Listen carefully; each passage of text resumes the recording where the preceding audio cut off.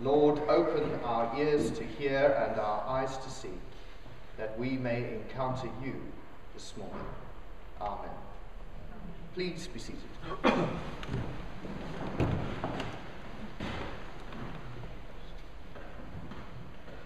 We have come to the second installment in our Vision Month.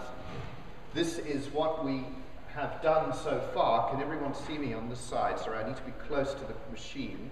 I don't have a mouse on me. Can everyone see you, or am I blocking your view? You're more than welcome to move at this stage, if that's going to help. You all right? Okay.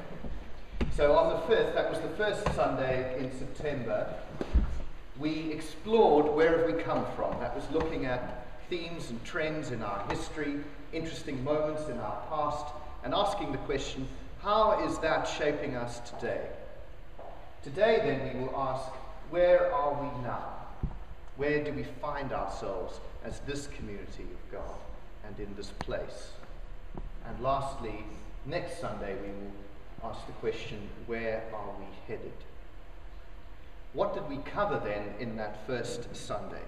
Well, we looked at some of the biblical references for authentic vision and other examples, and really came to this sort of model which said that authentic vision is biblical, it's practical, it's not something that's necessarily just airy-fairy, it provides direction, it's focused, and very importantly, it is relevant to us. It's not just something we can pull out of the sky and hope for the best. It's something that has to be discerned and thought through and discussed so that it makes sense for where we are. We then looked at this model of saying, well, if All Saints is at the center as a church community, what is the impact that this church community has on its surrounding locality? And you could measure that impact to a certain extent through this model of the cross: high, deep, and wide. And this is what we concluded in terms of some of the themes in our history. First of all, the community has reached high in that it's provided meaningful worship that helps people to build a lasting faith over more than 100 years.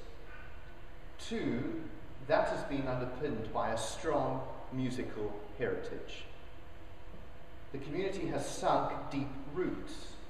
It's been a place of long-serving clergy and laity. It has also always had a long and admired ministry with children and young people, and the only shadow side that seemed significant was that there were fierce battles for independence at a number of points in the parish's history. In terms of it reaching wide, it has been a hub for the community and civic activities, truly living up to its name of All Saints. And then it is also a church that draws in strong numbers from across its parish, particularly on Easter and Christmas, and reflects the diversity of the people who live in this part of London. Your feedback from the first Sunday was invaluable. Thank you for your honesty and your willingness to engage with that short questionnaire. And given that, I'm adding an extra dimension to this, because one of the questions was, is there an aspect of our history that we think I've overlooked? And what came through very strongly was, this is a parish that has always been willing to engage in partnership with others. Partnership with charities, partnership with other churches, and of course is particularly exemplified in our relationship with St. Martin's. So this is a parish community that is open to partnership. I think that's a very important theme.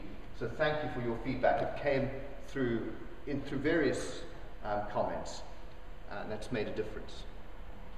I'm just stating this again because I do think it's important to note that this is intended as a process of listening to God and one another. I am trying to provide a framework for us. It's not an absolute. That's very important.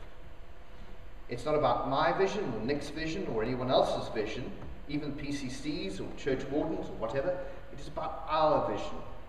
And that's why we're trying to get as much feedback in the process as possible, because it becomes much more representative if we do it that way.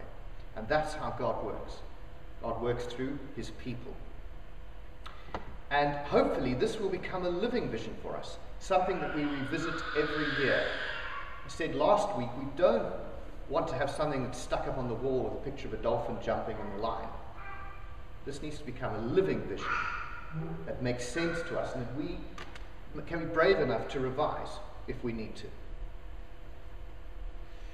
And then after each talk, you will have a short questionnaire. It's been handed out with your packs this morning. Very short. And if you miss a talk, these talks are being recorded. I appear as a formless voice in the first one. We haven't quite got that right yet. We're getting there with our multimedia technology. But you can hear what's going on and you can see what I'm saying with the presentation. Go online. It's an opportunity for me to advertise our new website, which David Rippon spent a lot of time putting together, allsaintsealing.org. You will find the questionnaire and the previous talks there, so that everyone can participate, especially if you've missed out.